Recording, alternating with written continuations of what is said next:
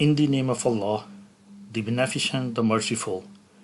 Dear students, I am your course instructor and going to teach you the course Literary Theory. Hopefully you will be enjoying good health while staying at home. Today it's our first lecture.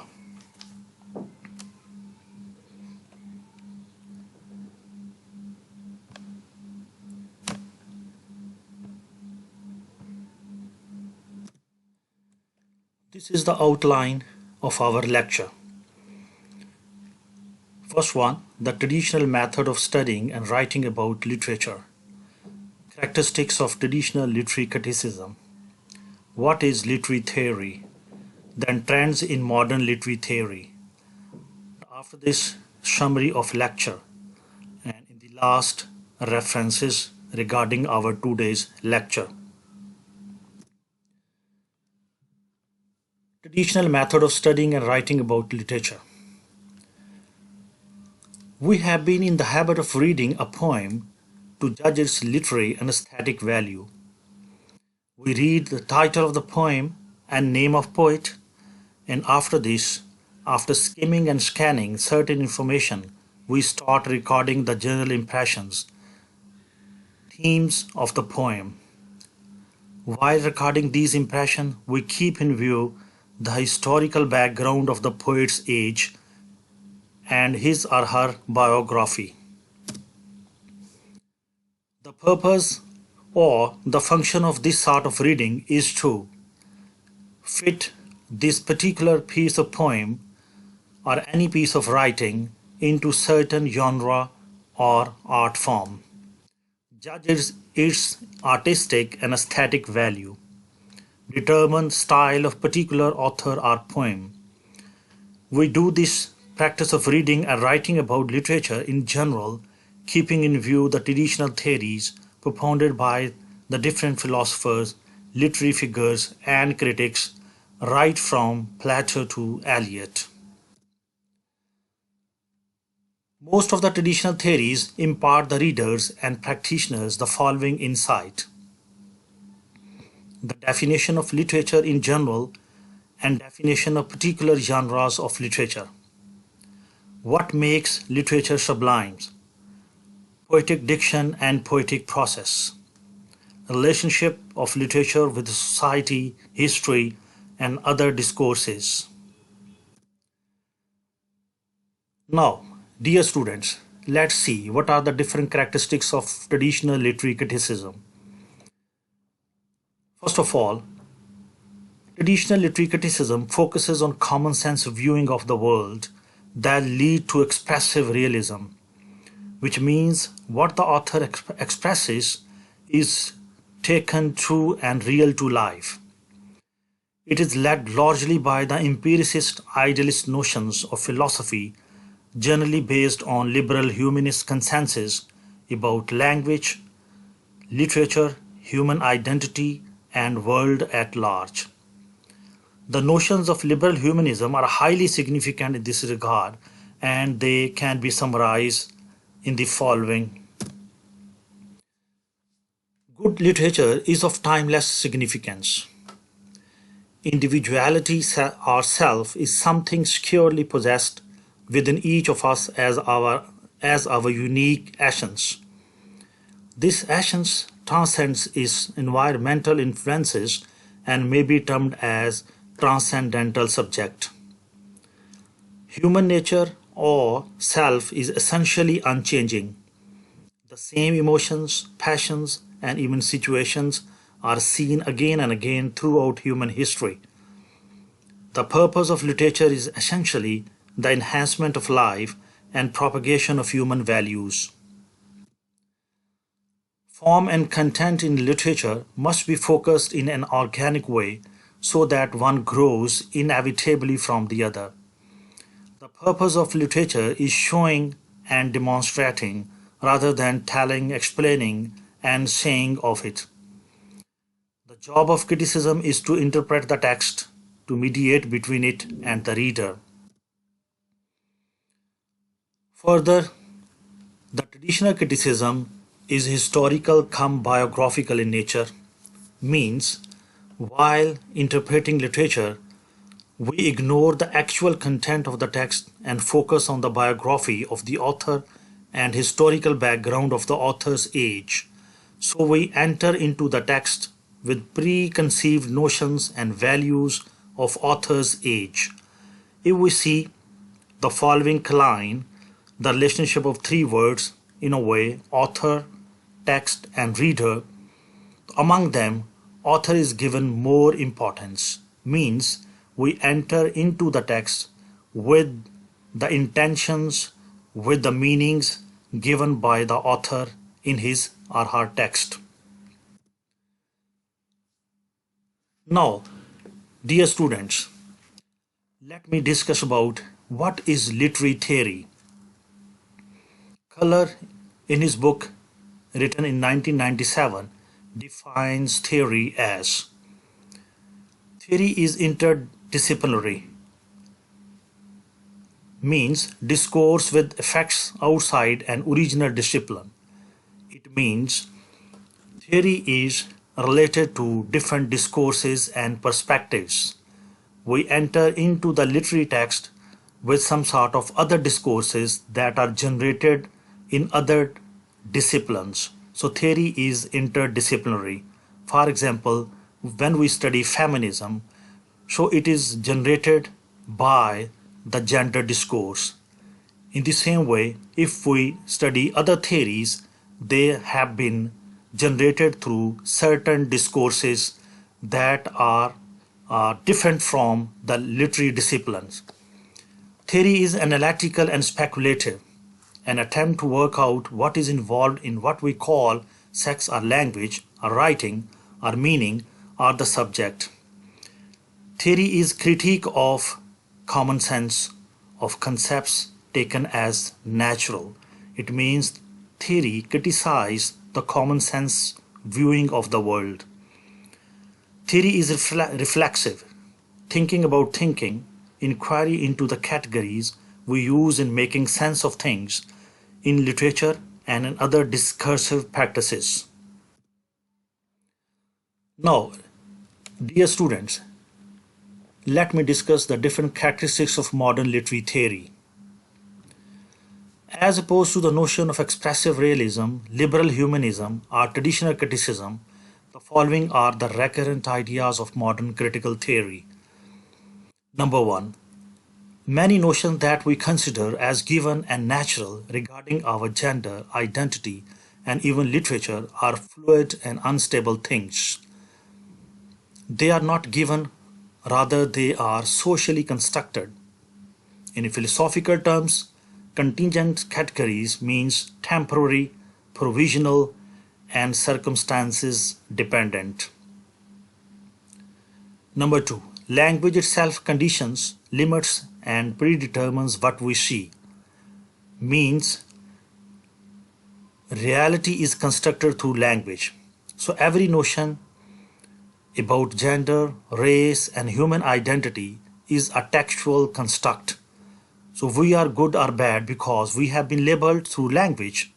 For example, if male are considered superior, it means that they have been portrayed through different discourses as powerful men.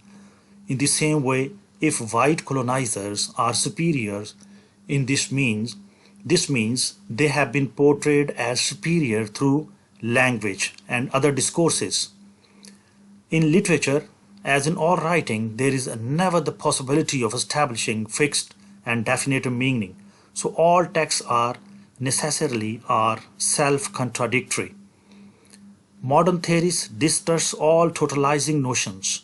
So the concept of great books as absolute and self-sustaining entity may also be distrusted, as these notions were Eurocentric, which means based on white European norms, and they are androcentric as well, which means based on male norms and attitudes. Peter Barry, in his book written 1995, has summed up the notions of the modern critical theory in the following. Politics is pervasive, language is constitutive, Truth is provisional, meaning is contingent, and human nature is a myth. It means throughout all the discourses, the element of politics is all encompassing. In the same way, language has the power to constitute, to form any idea or ideology. In the same way, truth and meaning are subject to the change, subject to the culture, subject to the ideology in which we are living, through which we are living. In the same way, human nature is a myth.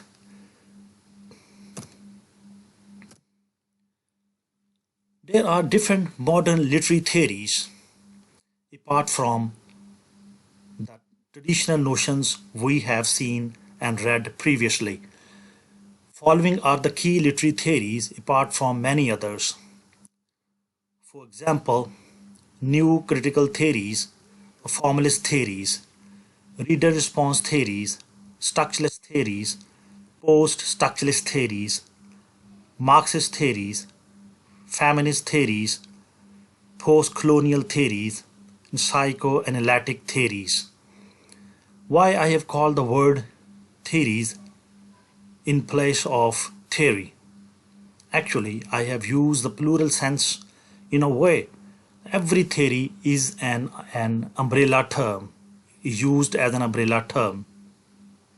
There are different perspectives under each theories. So, if I talk about post-structuralist or structuralist theory, it means there are so many theorists that have propounded different notions under the one term that may be termed as structuralist and post-structuralist theory. In the same way, when I call about post-colonial theory, it means it is an umbrella term. There are so many perspectives that comes under the main term post-colonial.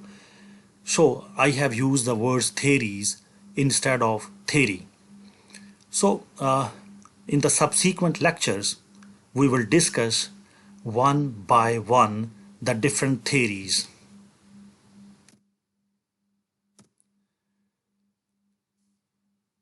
Dear students, I have given you some sort of different bold words in the PPT that must be discussed, that must be given some sort of details, or that must be discussed just to get the meaning of it. For example, these words are common sense viewing of the world, expressive realism, liberal humanism, transcendental subject, discourse, and discursive practices. These are very much important words, and they may be dealt separately after viewing of the different books that has been given in the following. For example, beginning theory, critical theory today, using critical theory, literary theory, the basics, literary theory, a very short introduction, and then theory into practice. All of these books are highly important, that covers all aspects of the different theories, modern critical theories, and we must start with the opening chapters first. For example, the beginning theory is very highly valuable book that contains all the aspects of different theories. So first chapter is very much important, and we will read it. This is very much important. So read intensively and rigorously all the opening chapters of the following books. Beginning theory, critical theory today, especially the opening chapter of beginning theory, where we will see the very, very important aspect of liberal humanism, and where there has been given the 10 tenets of the liberal humanism, or 10 points of liberal humanism.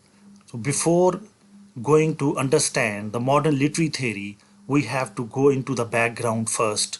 What is the traditional literary criticism, and what are the traditional practices made by the different critics while studying and analyzing literature and all sort of other genres of literature.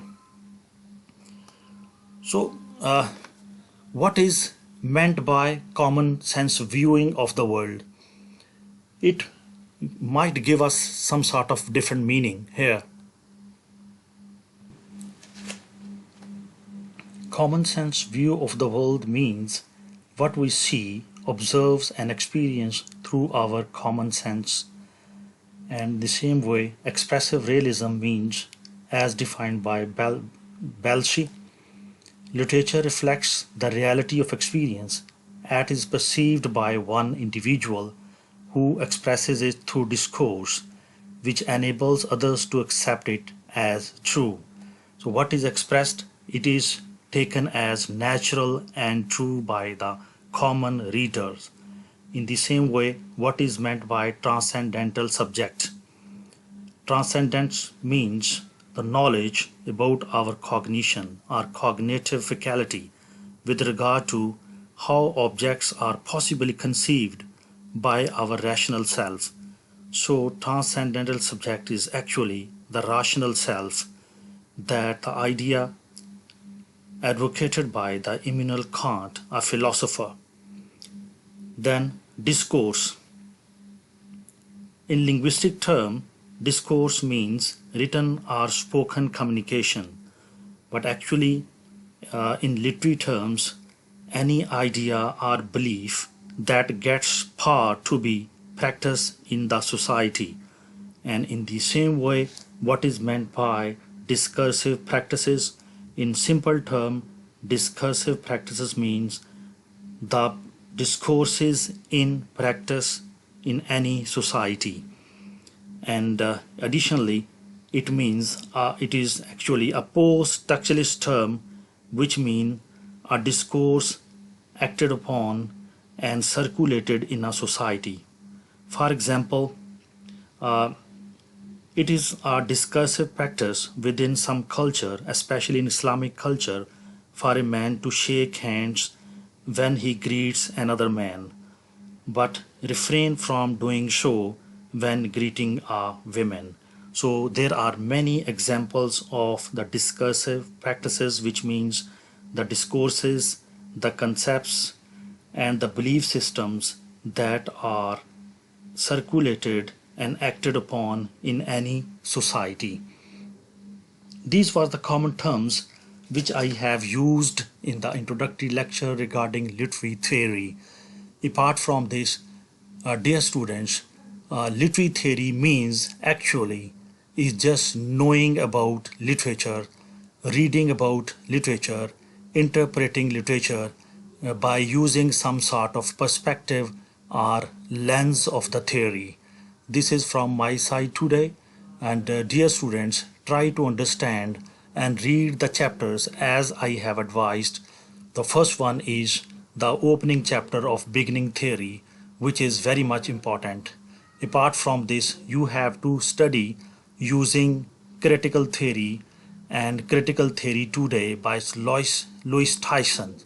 These are very user-friendly guides, and you have to practice some sort of piece of a poem or any short story or any piece of other literature, keeping in view its importance. You have already studied in your course book at BS level or MA level.